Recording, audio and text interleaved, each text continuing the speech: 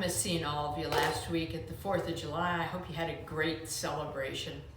And all of us celebrated that 244 years ago, the Declaration of Independence was signed, which says, among other things, we hold these truths to be self-evident, that all men are created equal, that they are endowed by their Creator with certain unalienable rights, that among these are life, liberty, and the pursuit of happiness.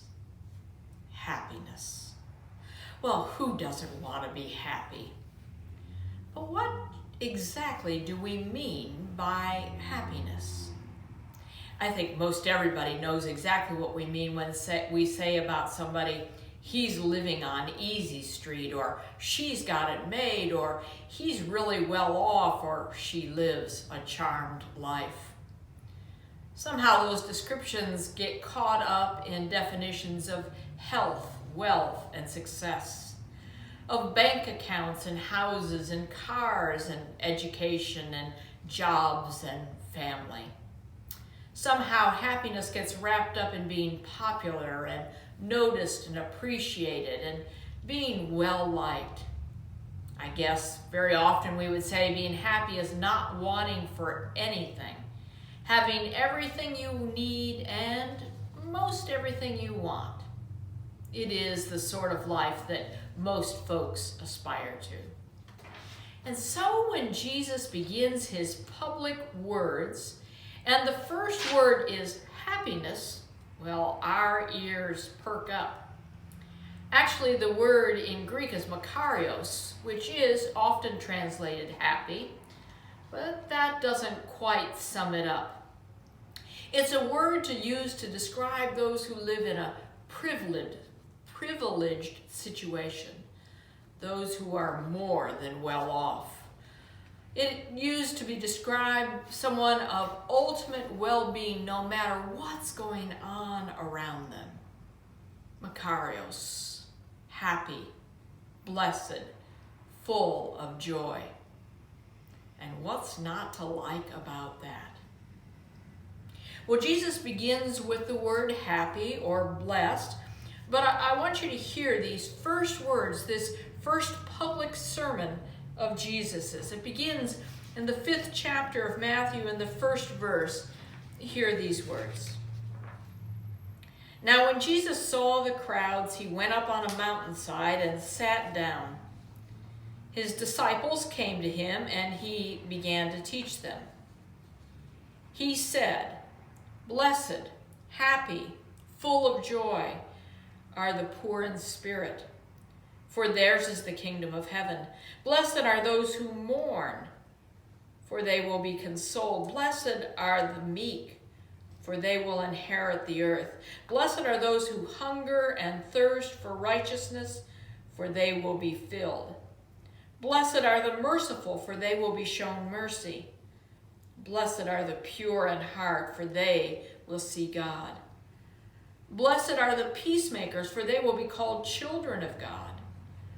Blessed are those who are persecuted because of righteousness, for theirs is the kingdom of heaven. Blessed are you when people insult you, persecute you, and falsely say all kinds of evil against you because of me. Rejoice and be glad, because great is your reward in heaven. For in the same way they persecuted the prophets who were before you." Jesus says, happy, blessed, full of joy are the poor in spirit, those who mourn, the meek, those who are hungry and thirsty for righteousness, the merciful, the pure in heart, the peacemakers, and those who are persecuted.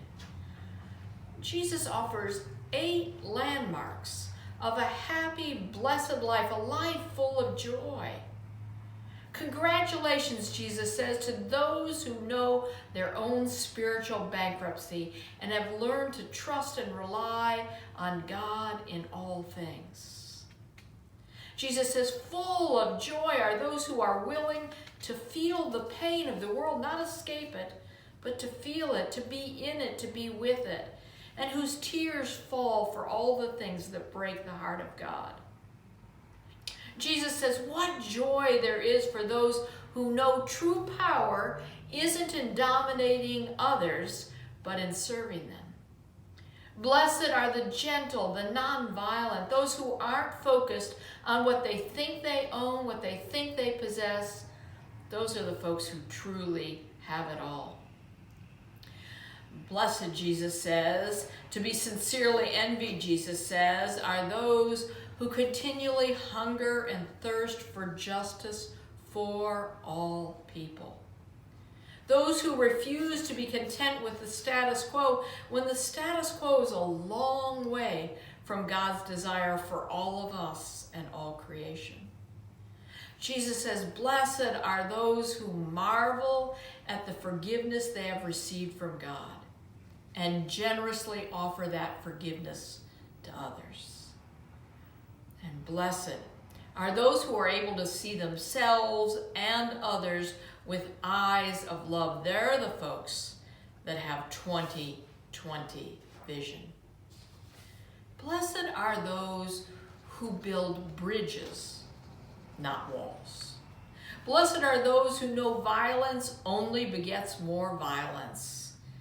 Blessed are those who are willing to sacrifice power and prestige and privilege that all might know peace.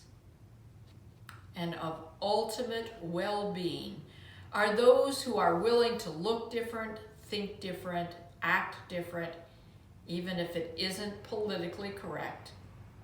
Even if there's no applause, even if no one pats them on the back, they're willing to stick out like a sore thumb, all for the sake of love.